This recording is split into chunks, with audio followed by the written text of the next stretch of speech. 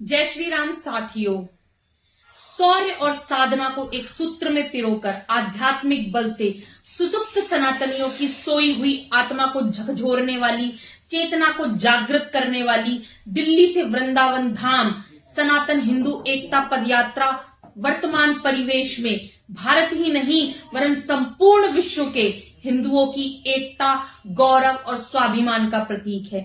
लगभग 1400 वर्षों से लगातार आक्रमणों का दंश झेल रही भारत की भूमि में हमारे पूर्वजों ने अपने तप, त्याग, साहस, शौर्य, वीरता और बलिदान की भावना से ओतप्रोत होकर गौ, गीता, गंगा, गायत्री, धर्म और धर्म ध्वजों की रक्षा के लिए अपने प्राणों की आहुति दी और भारत की भूमि को, हमारी मातृभूमि को अपने रक्त से सिंचित किया। साथियों, आज बहुत से लोग यह प्रश्न कर रहे हैं कि वर्तमान परिवेश में 2025 के समय में और बदलते हुए भारत में इस सनातन हिंदू एकता पदयात्रा की क्या आवश्यकता है। और सिर्फ यहां तक सोचा नहीं जा रहा है, इसका विरोध करने के लिए, इसको रोकने के लिए उन्मादी ताकतें, देश विरोधी ताकतें सुप्रीम कोर्ट तक पहुंच गई। साथियों, मैं आपको बताना चाहूंगी, यह आवश्यकता भारत ही नहीं संपूर्ण विश्व को दिशा दिखाने के लिए जरूरी है, क्योंकि यह मांग है सशक्त भारत की, शाश्वत भारत की, समग्र भारत की, भारत माता को परम वैभव तक ले जाने के लिए, भारत को सोने की चिड़िया बनाने के लिए, संपूर्ण विश्व का मार्गदर्शन करने के लिए। क्योंकि हमारे पुराणों में, हमारे इतिहास में यह उल्लेखित है कि 21वीं सदी उज्जवल भविष्य और 21वीं सदी भारत की होगी। साथियों, यह वह भारत की भूमि है जहां पर धर्मतंत्र के संरक्षण में राजतंत्र चला करता था।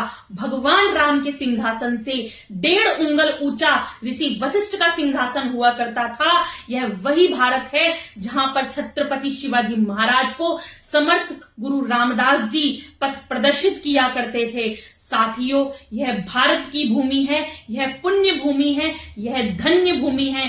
स्वामी विवेकानंद जी ने कहा था कि मैंने संपूर्ण विश्व को घूमने के बाद, मैंने विश्व भ्रमण को घूमने के बाद जब मैं भारत की भूमि में पुनः पहुंचा तो मुझे यह आभास हुआ कि जो बातें मैं सोचा करता था कि क्या यह भारत पुण्य भूमि है, क्या यह भारत धन्य भूमि है, तो मैं इस विचार पर बिल्कुल, यह सटीक विचार है कि यह वही पुण्य भूमि है, यह वही धन्य भूमि है जो संपूर्ण विश्व को मार्गदर्शन देगा।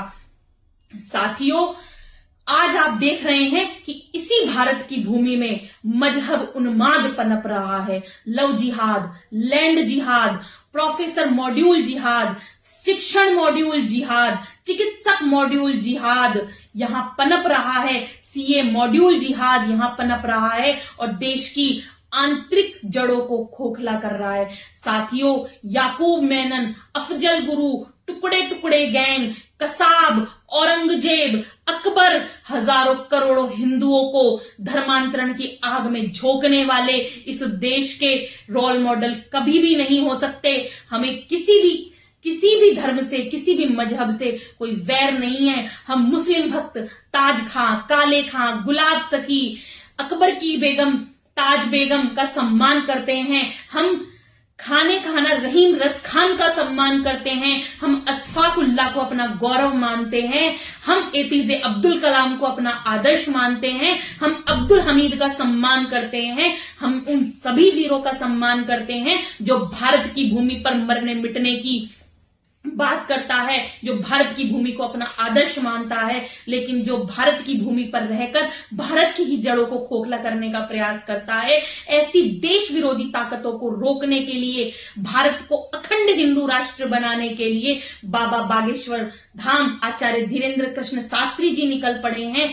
वो देश के करोड़ों हिंदुओं को, संपूर्ण विश्व में फैले हुए हिंदुओं को एकता का संदेश देना चाहते हैं। और साथियों, आज आप देखेंगे कि 29 वर्षीय युवा करोड़ों हिंदुओं का, सभी भारतवासियों का और संपूर्ण विश्व में आज वो रोल मॉडल की तरह निकल कर आए हैं। साथियों, कोई नेता, कोई अभिनेता, कोई बॉलीवुड, कोई हॉलीवुड भारत के युवाओं का आदर्श नहीं है। आज आचार्य धीरेन्द्र कृष्ण शास्त्री जी हमारा आदर्श हैं। आज हम उन पर विश्वास रखते हैं। आज हम उनकी विचारधारा पर विश्वास रखते हैं। आज वह यह विचार लेकर आए हैं कि जागो फिर एक बार धारा के कर्णधार जागो, सा प्रथमा संस्कृति विश्व की हुंकार भर जागो। आज हिंद के स्वाभिमान को फिर उसने ललकारा है, संस्कृति की सीता को हर ने फिर से स्वांग पसारा है।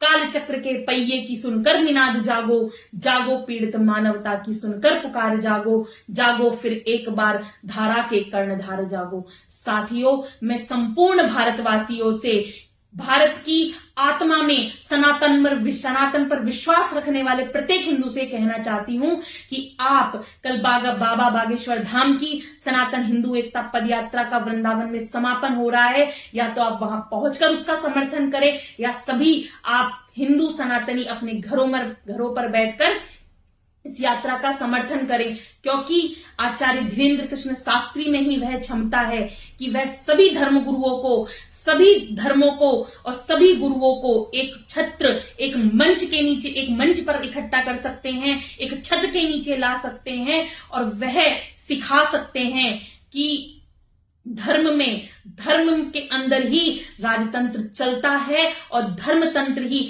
राजतंत्र को सही दिशा दिखा सकता है।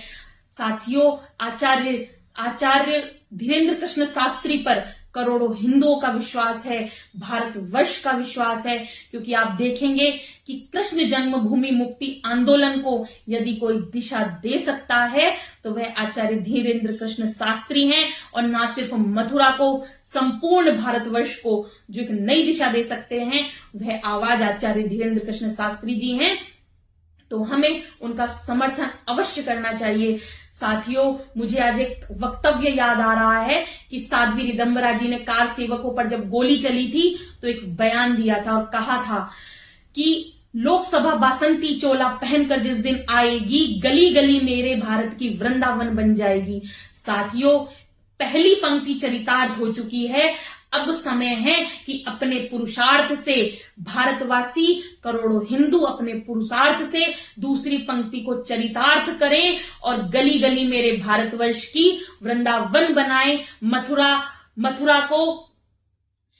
में कृष्ण भगवान की, उनकी जन्मभूमि स्थान पर वापसी करवाएं और बाबा बागेश्वर धाम की इस यात्रा में सभी हिंदू अपना समर्थन दें। जय हिंद साथियों, जय श्री राम साथियों, धन्यवाद।